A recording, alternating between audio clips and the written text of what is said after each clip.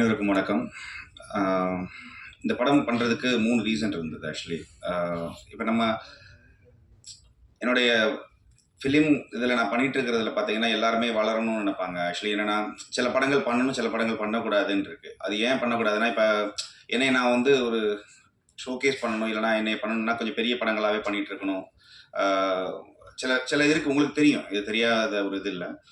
But அதை மீறி வந்து ஒரு சின்ன படம் நான் நிறைய படங்கள் பண்றேன். சின்ன படம், பெரிய படம்னு இப்பல்லாம் உங்களுக்கு தெரியும் எதுவுமே இல்ல. கடந்த 2 வருஷமா நமக்கு இங்க ஜெயிச்ச படம், ஜெயிக்காத படம்னு மட்டும் தான் இருக்குது.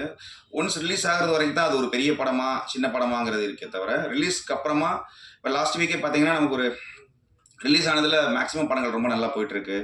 அதுல எதுவுமே எனக்கு தெரிஞ்சு பெரிய படமா இல்ல. இந்த பெரிய படம் நம்ம எதை வச்சு நம்ம ஒரு ஒரு ஒரு அளவுகோல் வைக்கிறோம்னா, அதோட பட்ஜெட், அதுல நடிச்சிருக்கிறவங்க, அதோட டைரக்டர், டெக்னீஷியன்ஸ் இதை வச்சு தான். பட் கண்டென்ட்டை நம்பி மட்டுமே படம் எடுக்கிற ஒரு ஒரு ஒரு இது மலையாளத்துலலாம் நிறைய படங்கள் அப்படி பண்றாங்க, உங்களுக்கே தெரியும். ஸோ ஒரு சின்ன நாட் இருக்கும், ஒரு சின்ன ஒரு ஒரு எமோஷன் இருக்கும், இல்லைன்னா ஒரு சின்னதா அந்த படம் ஹிட் ஆகிறதுக்கு ஏதோ ஒரு ஒரு கிளைமேக்ஸ்ல ஒரு ரிவீலிங்கோ ஏதோ ஒன்று ஒரு சம்திங் இருக்கும். ஸோ அப்படிப்பட்ட படங்கள் இப்போ ஹிட் ஆகுது அப்படிங்கும்போது, இந்த மாதிரி சின்ன படங்கள் நிறைய படங்கள் வந்து தைரியமாக ஒரு லைன் யோசிக்கிறாங்க, தைரியமாக அதை வந்து எக்ஸிக்யூட் பண்ண ட்ரை பண்ணுறாங்க. ஸோ அந்த வகையில் இந்த படம் நான் எடுக்கிறதுக்கு மெயின் ரீசன், கலை தான் எனக்கு ஃபர்ஸ்ட் கால் பண்ணியிருந்தாரு. பண்ணிட்டு இதோட ஒரு லைன் சொன்னார், இதில் 2 பேர் நடிக்கிறாங்க. நான் ஆல்ரெடி இதுக்கு முன்னால் ஒரே ஒரு ஆள் நடித்த படம்லாம் பண்ணியிருக்கேன். ஒரே ஒருத்தர் மட்டும் தான் அந்த படத்தில் நடிச்சிருப்பாங்க. அப்படியெல்லாம் பண்ணியிருக்கேன். பட் இதில் 2 பேர் அப்படிங்கும்போது 2 பேர் ஏன் நடிக்கிறாங்க, அப்போ 2 பேரை மட்டும் வச்சு படம் பண்ணும்போது போர் அடிக்காதா? அப்போ 2 பேருக்குமான கான்வர்சேஷன் என்னவா இருக்கும், என்ன ப்ராப்ளம் அப்படின்னு கேட்டு கேட்டு போகும்போது ரொம்ப இன்ட்ரெஸ்டிங்காக இருந்துச்சு லைன் ஆக்சுவலி. ஏன்னா இப்போ நம்ம நார்மலாக இப்போ யூடியூப் வச்சிருக்கிறவங்களா இருக்கட்டும், இப்போ ஃபோன் வச்சிருக்கிறவங்க எல்லாருமே பார்த்தீங்கன்னா நார்மலாக இன்ஸ்டாகிராம்லையா இருக்கட்டும், இல்லை எதையாவது ஒரு ஒரு ஒரு ஸ்டோரியோ இல்லை ஒரு ஒரு ஒரு வீடியோ இல்லைனா ஒரு நார்மலான ஒரு ஃபோட்டோ போடுறதுக்கான பர்பஸே என்னன்னா, முதல்ல பார்த்தீங்கன்னா மேடை கிடைக்காது. ஒருத்தவங்க பாடுறதுக்கோ இல்லை வந்து தன்னோட திறமையை காமிக்கிறதுக்கோ, அட்லீஸ்ட் தான் யாருன்னு காமிக்கிறதுக்கே இங்கே எல்லாருக்குமே ஒரு மேடை தேவைப்படும் போது அது சோஷியல் மீடியா பயங்கரமாக ஆக்குபை பண்ணிருச்சு லாஸ்ட் ஒரு 7-8 இயர்ஸா. ஸோ ஏதாச்சும் ஒரு கண்டென்ட் போடணுங்கிறது, அதுக்கு பின்னால் வந்து மணி மோட்டிவ் கிடையாது. ஃபர்ஸ்ட்ல ஃபேம் தான். நம்மளை எல்லாருக்கும் தெரியணும், 4 பேர் நம்மளை லைக் பண்ணணும், நம்மளை வந்து என்ன சொல்றது, அது விரும்புறாங்க. அது வந்து ஒரு ஒரு போலித்தனமானது தான். ஆனால் ஒரிஜினலாக அவங்க அப்படி இருப்பாங்களான்னு தெரியாது. ஒரிஜினலாக அவங்க அப்படி ரியல் கேரக்டராக இருப்பாங்களான்னு நமக்கு தெரியாது. ஆனால் ஒரு மறைமுகமாக ஒரு போலித்தனமான ஒரு போஸ்ட்டில் நம்ம லைக் எதிர்பார்ப்போம். ஸோ இது கொஞ்சம் கொஞ்சமாக மாறி மாறி இப்போ எப்படி வந்து நிற்குதுன்னா, எப்படி பண்ணலாம், என்ன பண்ணால் லைக் அதிகமாக வருங்கிறதுக்காக தன்னுடைய என்ன சொல்கிறது, அவங்க ரியலாக இல்லாமல் கொஞ்சம் ஃபேக்காக ஃபீல் பண்ணி எல்லாமே பண்ணுறாங்க. அது மீடியாவுக்கு அப்புறமா லேட்டராக தான் வருது. நம்ம போடுற ஒரு வீடியோ நிறைய பேர் பார்க்கணுங்கிற ஆசை, அப்படி பார்க்க வைக்கணும்னா என்ன பண்ணணுங்கிறத, இப்படி இப்படி எல்லாமே அது பிஸ்னஸ் ஆகுது. அதுக்கப்புறம் காசு கொடுத்தா அதுக்கப்புறம் நிறைய பேர் அப்படின்னு ஒன்று பிஸ்னஸ் ஆகுது. ஸோ மனுஷ மைண்டு ஒரு பணத்தை நோக்கி போகுது, ஃபேமை நோக்கி போகுதுங்கிற ஒரு கான்செப்ட். அதுல ஒரு 2 பேர் ரொம்ப க்ளோஸா இருக்கிறவங்களுக்கு நடுவில் அந்த அந்த ஒரு எமோஷனும் அந்த ஒரு கோபமும் எப்படி வந்து அவங்கள வேற மாதிரி மாத்துதுங்கிற மாதிரியான ஒரு கான்செப்ட் இந்த படம். ஸோ எனக்கு ரொம்ப ரியலாக தோணுச்சு, ப்ரெசென்ட்ல நடக்கிற ஒரு விஷயமா தோணுச்சு. அதனால இந்த படம் பண்ணலாம் அப்படின்னு ஒரு ஆசை. அப்புறம் இன்னொரு விஷயம் என்னன்னா, நமக்குமே இப்போ ஒரு மியூசிக் பண்றதுக்குங்கிறது பார்த்தீங்கன்னா சும்மா வெறுமனே ஒரு ஒரு ஒரு இன்ட்ரோ, ஒரு ஹீரோவோட இன்ட்ரோ, ஒரு ஃபைட்டு, இப்படி எல்லாம் பண்றதை விட ஒரு ஒரு 2 பேருக்கு மனசுக்குள்ள இருக்கிற எமோஷன்ஸ் பட் காமிச்சிக்கிற மாட்டாங்க வெளியில. எனக்கு கோவமா இருந்தா நான் கோவமா இருக்கேன்னு உள்ள தெரியும், ஆடியன்ஸ்க்கு தெரியும். ஆனா அதை வந்து சிரிச்சுக்கிட்டே பேசுவாங்க. பட் அந்த கோவத்தை மியூசிக்கில் காமிக்கணும்னு இருக்கும். ஸோ இந்த மாதிரி வந்து ஒரு ஒரு சீன்ஸ் எல்லாம் இந்த படத்தில் நிறைய இருந்ததுனால இந்த படம் பண்ணணும்னு ஆசை. இது வந்து ரீசன் ஒன்று. 2வது ரீசன் வந்து இதோட டைரக்டர் ஆக்சுவலி அவர் யாருன்னு கேட்கும்போது அவர் இதான் ஃபர்ஸ்ட் படம். எப்பயுமே நம்ம ஃபர்ஸ்ட் படம் பண்றவங்க வந்து எப்படி பண்ணுவாங்கன்னு ஒரு ஒரு டவுட் நமக்கு இருந்துகிட்டே இருக்கும். அது அப்புறம் மெயின் அவர் என்னன்னா, அவர் வந்து இதுக்கு முன்னால் அவர் வந்து போலீஸ்ல இருந்தாராம். அதுல இருந்து ரிசைன் பண்ணிட்டு தான் இந்த படம் பண்ணேன் அப்படின்னு சொல்லி சொன்னாரு. ஸோ ஓகே, எல்லாருமே ஐடிலேருந்து வருவாங்க. ஸோ இப்படி வரும்போது அவர் வந்து ஒரு போலீஸ் டிபார்ட்மெண்ட்லேருந்து வந்து ரிசைன் பண்ணிட்டு படம் பண்ணுறதுக்கு ஒரு இன்ட்ரெஸ்ட்டாக வராரு. அப்படிங்கும்போது அவருடைய அந்த ஒரு தாகம் அது படத்து மேல் இருந்தது. ஸோ அப்போ ஏதோ ஒன்று பண்ணுவார் அப்படிங்கிற ஒரு நம்பிக்கை. அப்புறம் இதோட ப்ரொடியூசர் அவர் இதில் ரொம்ப இன்வால்மெண்ட் ஆக்சுவலி. அவரும் ஆக்சுவலி கலையுமே என்னன்னா, இந்த படம் வந்து அவங்க வந்து எப்படியாச்சும் நம்ம இதில் வரணும் அப்படிங்கிறதுல ஆசைப்பட்டாங்க. நம்மளுமே வந்து ஒரு பில்டப்பு, நம்ம வந்து இந்த மாதிரி பண்ணக்கூடாது அப்படிலாம் இல்லை. கண்டென்ட் நல்லா இருந்தால் படம் பண்ணுவோம். பட் ஏதோ வகையில் நமக்கு என்ன ஆகுனா, ஒரு எல்லா படமுமே பார்த்தீங்கன்னா ஒரு தடவை ஒரு மதுரையிலேருந்து ஒரு கால் வந்தது ஆக்சுவலி. என்ன ஆகுனா, அவங்க ஃபோன் பண்ணி இந்த மாதிரி ஒரு படம் பண்ணணும் அப்படின்னா, ரொம்ப வித்தியாசமான படம் பண்ணுறோமாங்க. எல்லாருமே முதல்ல சொல்லக்கூடிய பயங்கர வித்தியாசமான படம் அப்படின்னோடனே சரி ஓகே நம்ம கேட்கலாம். என் நம்பர் எப்படியோ வாங்கி கடைசியில் அவர் என்ன சொன்னார், இந்த படத்துக்கு மொத்தமே 3 பேர் தான் சார் அப்படின்னாரு. நான் சரி 3 பேர் நடிக்கிறாங்க போல நினச்சேன். அது என்னன்னா, அவரே தான் நடிக்கிறார், அவர் தான் டைரக்டர், அவர் தான் எடிட்டர் எல்லாமே. அப்புறம் கேமரா யாருங்கன்னா அவர் என் ஃப்ரெண்டு சார், அவர் எடுப்பார் அப்படின்னாரு. சரி எவ்வளோ பட்ஜெட் வச்சிருக்கேன், இப்போ தான் லோன் அப்ளை பண்ணியிருக்கேன் சார். நான் லோன் அப்ளை பண்ணி எப்படி எடுப்பீங்கன்னு கேட்டால், அவரோட பட்ஜெட்டே ஒரு 2 லேக்ஸ் அந்த மாதிரி ஏதோ படம் எடுக்கிறேன், நீங்கள் மியூசிக் வந்துட்டீங்கன்னா சூப்பராக நம்மலாம் சேர்ந்து பண்ணிடலான்னாரு. ஸோ இது நீங்கள் நம்ப மாட்டீங்க, இது நான் ஏதோ இதுக்காக சொல்லலை.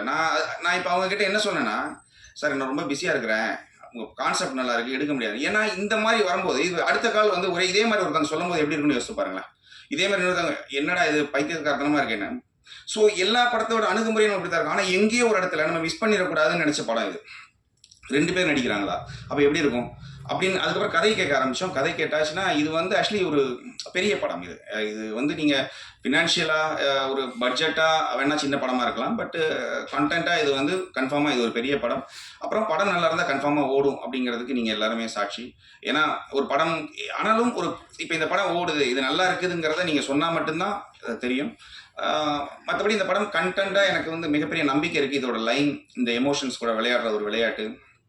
ரீசெண்ட் டைமிங்கில் நிறையா எமோஷன் கூட கேம் விளையாண்டு அதில் வரக்கூடிய பிரச்சனைகள் வச்சு நிறைய வெப் சீரிஸ் வந்திருக்கு, நிறையா படங்கள் கூட வந்திருக்கு. பட் இந்த படம் அந்த பேட்டர்னில் இல்லாமல் நம்ம ரியலாக நம்ம நேரில் பார்த்துட்டு இருக்கிற ஒருத்தங்க, நம்ம பக்கத்து வீட்டில் பார்க்குற ஒருத்தங்க 2 பேருக்குமான ஒரு எமோஷனில் எப்படி இருக்கும் அப்படிங்கிற மாதிரியான ஒரு படம். ஸோ கன்ஃபார்மாக இந்த படம் பெரிய லெவல் ரீச் ஆகுங்கிற நம்பிக்கை இருக்குது. அதுக்கான எல்லா ஒரு குவாலிட்டியும் இந்த படத்துக்கு இருக்குது. இதில் பண்ண டெக்னீஷியன்ஸ், கேமராமேனாக இருக்கட்டும், எல்லாமே நல்லா பண்ணியிருக்கிறாங்க.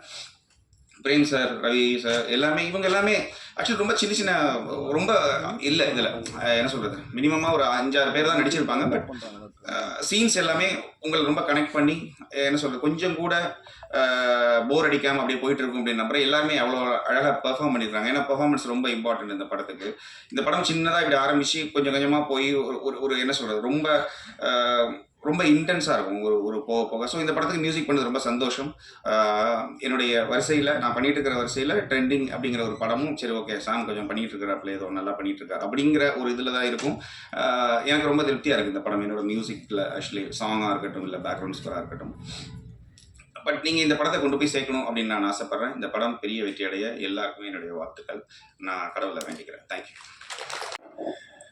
இங்கே வருகை தந்திருக்கும் நல்லுள்ளங்களுக்கு வணக்கம்.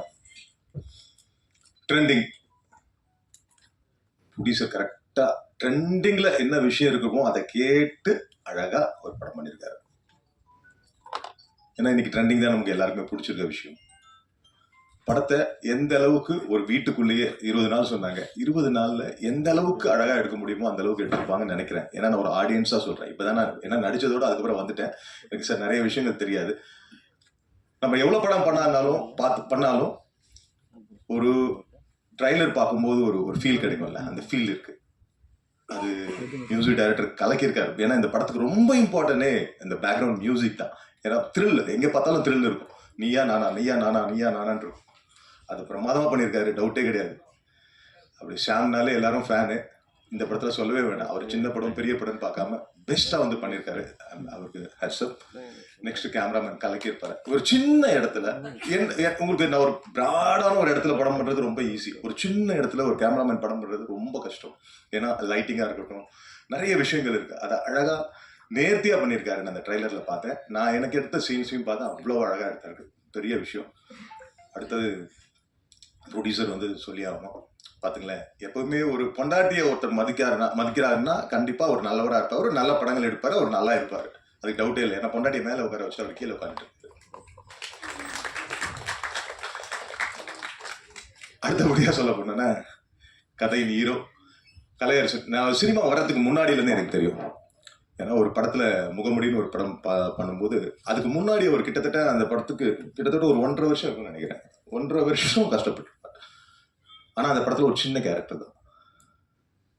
அதுக்கப்புறம் அவரோட நடிப்பு விஷயங்கள் எல்லாமே எனக்கு தெரியாது. ஏதோ சும்மா அப்படியே ஹார்ட் ஒர்க் பண்றாரு, ஓகே ஒரு கேரக்டர்ல வருவாரு அப்படின்னு. ஏன்னா நான் அப்ப நடிச்சுட்டு இருந்தேன். ஆனா அவரோட சில படங்கள்லாம் பார்த்து நான் மிரண்டிருக்கேன். என்னடா சாதாரணமா பார்க்கும்போது ஒண்ணுமே தெரியாது, ஆனா கலக்கியிருப்பாப்ல.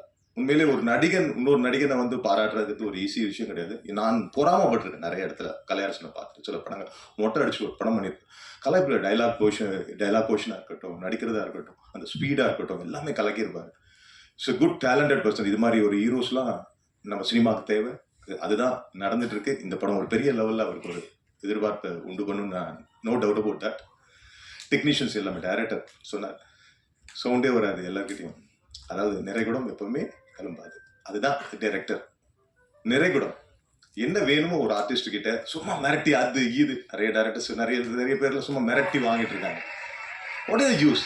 ஆர்டிஸ்ட் கிட்ட இருந்து வேலை வாங்குறதுங்கிறது அமைதியா என்ன வேணுமோ அதை அழகா வாங்கணும். அதை அழகா வாங்குறாரு. அப்பதான் ஆர்டிஸ்ட்க்கு டென்ஷனே இருக்காது. பிரேம் சார் சொன்னாரு பாருங்க. பிரேம் எப்பவுமே எல்லா ட்ரெண்டிங் மூவிலையும் இருப்பாரு. அவரும் இந்த ட்ரெண்டிங் மூவில இருக்காரு. அதனால கண்டிப்பா அது ஹிட் ஆகும், டவுட்டே கிடையாது. ஏன்னா பிரேம் ஒரு லக்கி சாம் சொல்லலாம் நிறைய படத்துல. சீரியஸா இஸ் வெரி நைஸ் பர். அவரும் பாருங்க இவ்வளவு படங்கள் பண்ணியிருக்காரு. ஒரு அலட்டிக்கவே மாட்டாரு. It's good. நல்ல விஷயம். நல்லா வந்திருக்கு இந்த படம். எல்லாரும் கிட்டத்தட்ட எல்லாத்தையும் சொல்லிட்டேன்னு நினைக்கிறேன். இது மீறி என் கூட நடிச்ச அந்த நேரத்தில் இருந்தவங்களுக்கு எல்லாருக்கும், இந்த படத்துக்காக உழைச்ச எல்லாருக்கும் நன்றி சொல்லிக்கிறேன். அகைன் சொல்றேன், இந்த producer is very good producer. நிறைய படம் பண்ணுவார். கண்டிப்பா இது உங்களுக்கு மட்டும் இல்லை, நம்ம மக்களுக்கு எல்லாருக்கும் ஒரு விருந்தா இருக்கும். No doubt about that. Thank you. Trending இந்த படம் டைட்டில் ஃபஸ்ட்டு நான் கேட்ட உடனே சொன்னேன், தயவு செய்து இந்த டைட்டிலை மாற்றிடாதீங்க, ட்ரெண்டிங்னே இருக்கட்டும், அப்போ தான் பயங்கர ட்ரெண்டிங்கில் வரும் அப்படின்ட்டு. ஏன்னா கதை அந்த அளவுக்கு ஒரு முக்கியத்துவம் உள்ள ஒரு கதை. யூடியூபர்ஸ், ஆன்லைன் கேம் அப்படி போனால் என்ன ஆகும், என்ன எக்ஸ்ட்ரீம் போகும் அப்படின்றத சிவராஜ் ரொம்ப நல்லா பண்ணியிருக்காரு. எனக்கு ஃபஸ்ட்டு இந்த படத்தை பேசிகிட்டு இருக்கும்போது எனக்கு கலை தம்பி தான் ஃபஸ்ட்டு எனக்கு ஃபோன் பண்ணி, அண்ணா ஒரு இம்பார்ட்டண்ட் கேரக்டர் இருக்குண்ணே, அதை நீங்கள் பண்ணால் நல்லாயிருக்கும் அப்படின்னு சொன்னார். இம்மீடியட்டாக நான் ஆஃபீஸ்க்கு போய் கதை கேட்டேன். எனக்கு ரொம்ப பிடிச்சிருந்தது. ஸோ இம்மீடியட்டாக நான் மறுப்பே சொல்ல, இம்மீடியட்டாக எஸ் அப்படின்னு சொல்லிட்டு வந்துட்டேன். அவங்க பிரியா வந்து அருமையான ஒரு டான்ஸருன்றது எல்லாருக்குமே தெரியும். இந்த படத்தில் ரொம்ப பிரமாதமாக நடிச்சிருக்காங்க. அஃப்கோர்ஸ் கலை தம்பியை பற்றி சொல்லவே தேவையில்லை. He has proved in each and every film is a such and wonderful artist. உண்மையில் ரொம்ப சந்தோஷமாக இருந்தது அவரோட காம்பினேஷனையும் பிரியாவோட காம்பினேஷனையும் நடிச்சது. அண்ட் எங்கள் டைரக்டர் சிவராஜ் அதிர்ந்து கூட பேச மாட்டார். ஆனால் என்ன வேணுமோ அதை வந்து சொல்லி, சார் இது சார் இப்படி சார் அப்படின்னு சொல்லுவார். அந்த வேலை வாங்கிடுவார். அண்ட் சினிமாட்டோகிராஃபர் பிரவீன் சொன்னார், 20 டேஸில் இந்த குவாலிட்டி கொடுத்ததுன்றது சான்ஸே இல்லை. சூப்பர். And minimal artist. எனக்கு தெரிஞ்ச ஒரு 5-6 கேரக்டர்ஸ் தான் இருக்கும் படத்தில். பெசன்ட் நகர் ரவி பிரதரோட காம்பினேஷன் இல்லை, பட் அதில் நடிச்சிருக்காருன்னு தெரியும். ஸோ ப்ரொடியூசர் ஆனந்த் சார் மேடையில் வந்தீங்கன்னா நல்லாயிருக்கும்.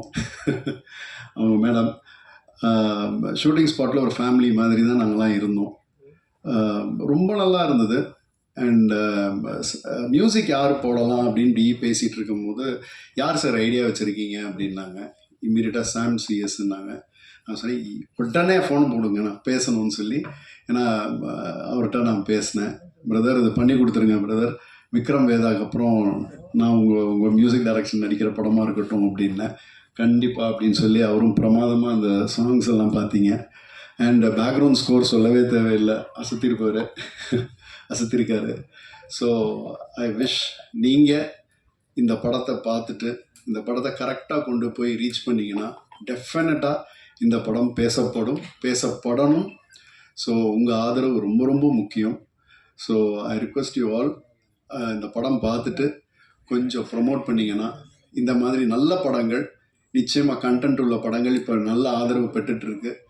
அந்த வகையில் இந்த படமும் பேர் வாங்கணுன்றது என்னோடய ஆசை. ஸோ அனைவருக்கும் என்னுடைய நன்றிகள். அண்ட் ஒர்க் பண்ண அத்தனை டெக்னீஷியன்ஸ் எல்லாருமே ஒரு ஃபேமிலி மாதிரி தான், எக்ஸ்ட்ராடினரியாக எல்லாம் ஒர்க் பண்ணி கொடுத்தாங்க. So I wish as all good luck. And I hope to see you seen in theaters. நன்றி, வணக்கம்.